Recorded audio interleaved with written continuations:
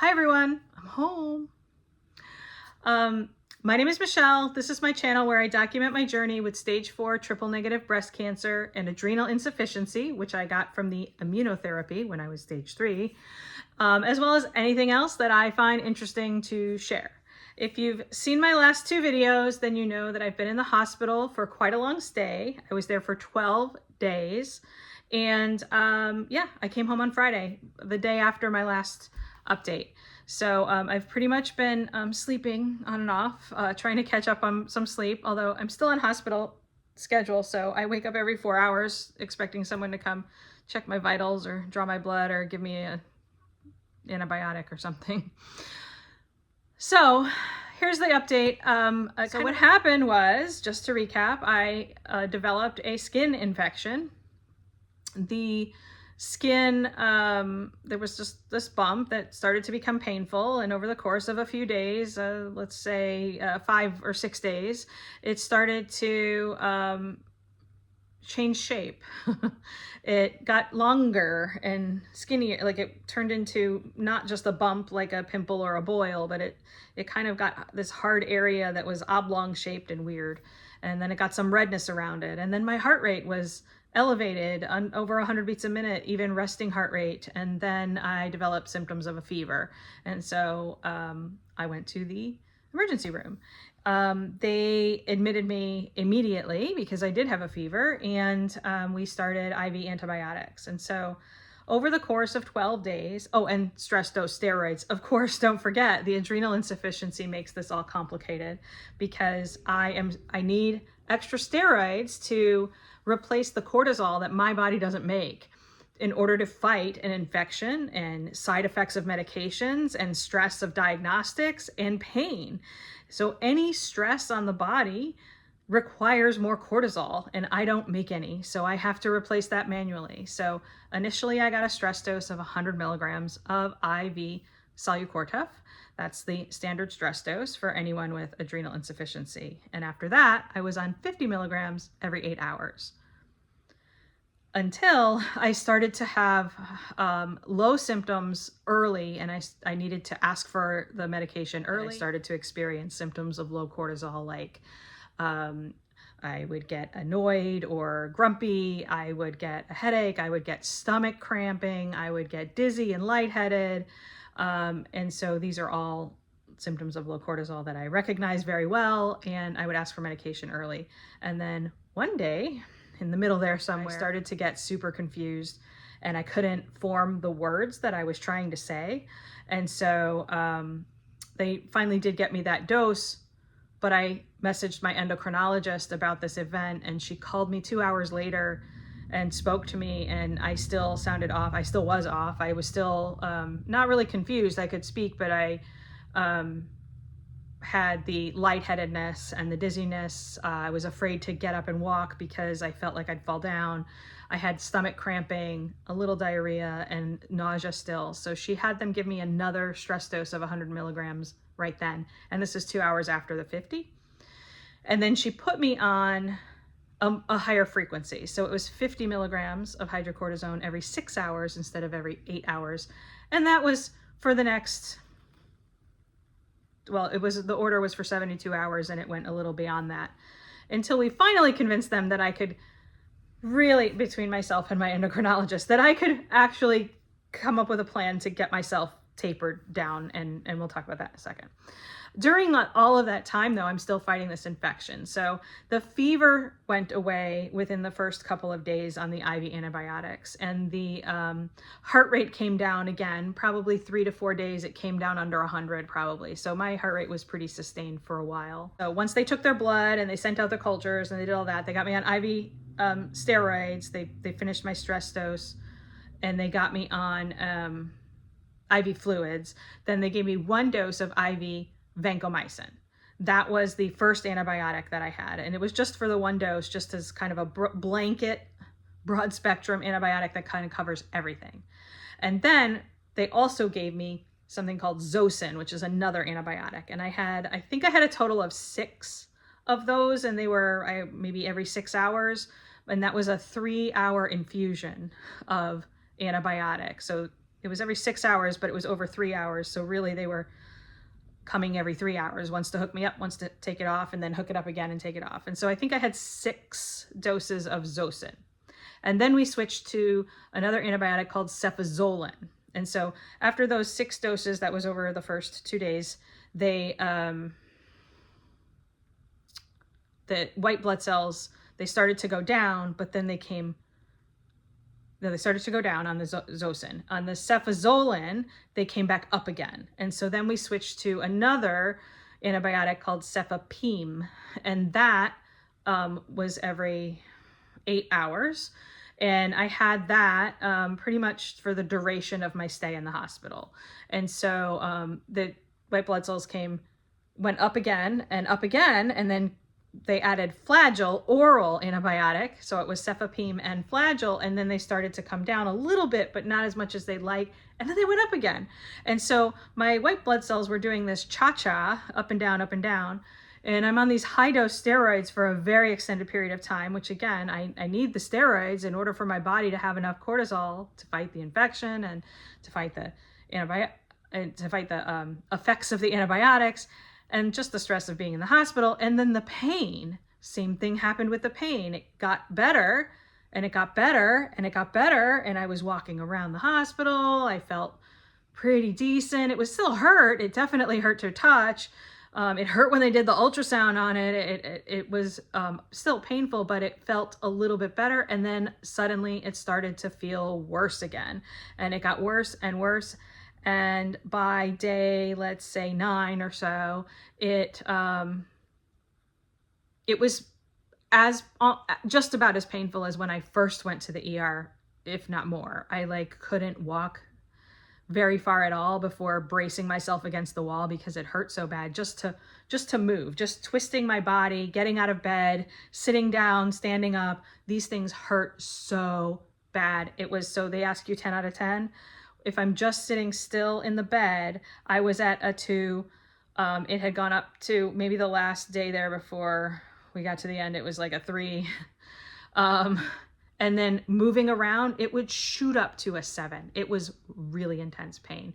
But there wasn't, in the initial ultrasound, there was not a pocket that they could drain. There wasn't, and it was too much of a risk to cut into this hard spot to not get anything out of it, because it risks introducing more, first of all, introducing the infection into my bloodstream, which at this point it had not been, and introducing more bacteria into the skin even. It's just, we're not going to, basically they said, we're not going to just poke a bunch of holes in you. That's not how we do it.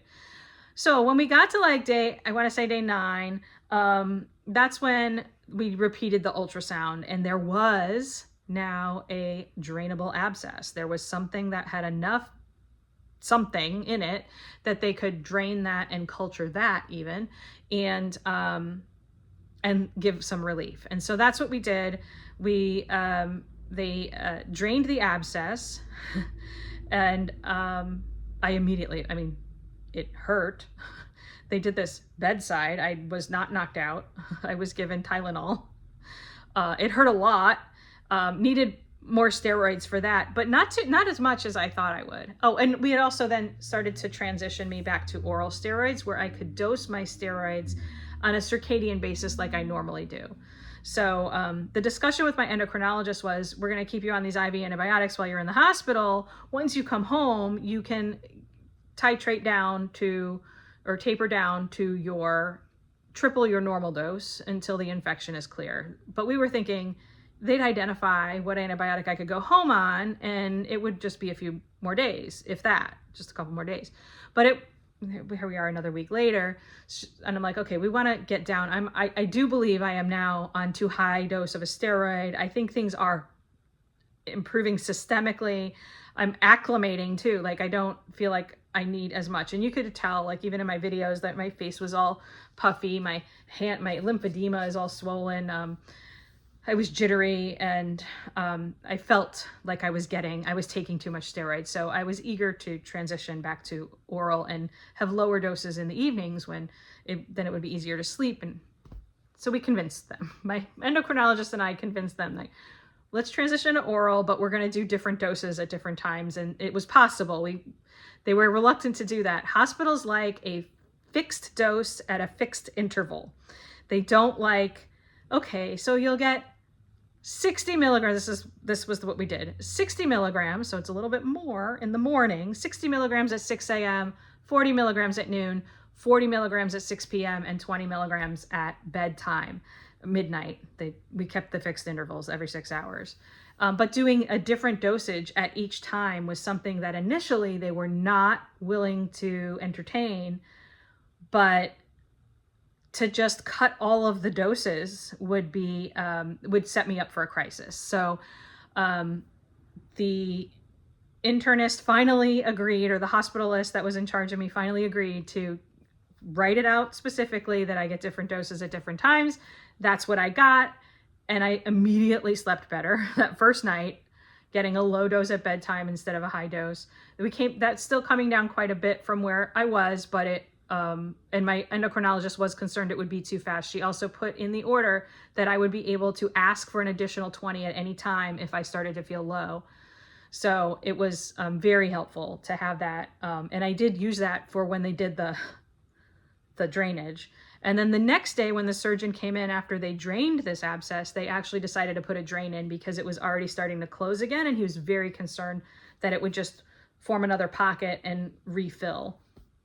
So once I got the drain in, I could walk. I'm walking around the hospital again. I don't have that pressure. Everything looks good. And then the white blood cells came down.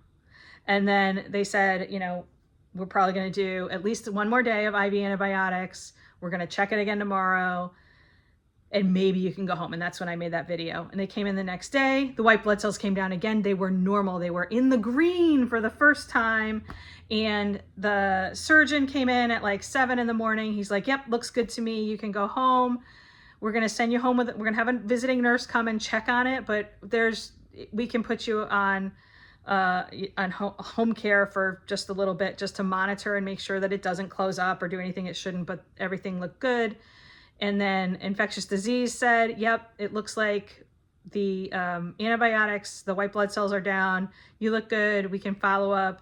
We're just going to put you on we don't have any information from a culture yet, but we can put you on a broad spectrum antibiotic that's oral that you can go home on. And we don't have to keep you here anymore because I think we can discontinue after 12 days the IV. And that's what they did. So I came home on the 6th antibiotic, which is called moxifloxacin, which for several days I've been calling foxensoxacin because I couldn't remember the name. But that's what it is, moxifloxacin, and it's just once a day for 5 days. And so far with all of these antibiotics, my GI system is doing really well. So and even in the hospital, I wasn't taking a probiotic or anything else to help with it. So now I am. So I take the probiotic in the morning now just to try and rebuild it again because it did really well. That's my goal now, is to build back up my stamina and my energy and spend some time with my dog who's asleep over here. I have to follow up with the surgeon in 2 weeks, and I set that appointment up today.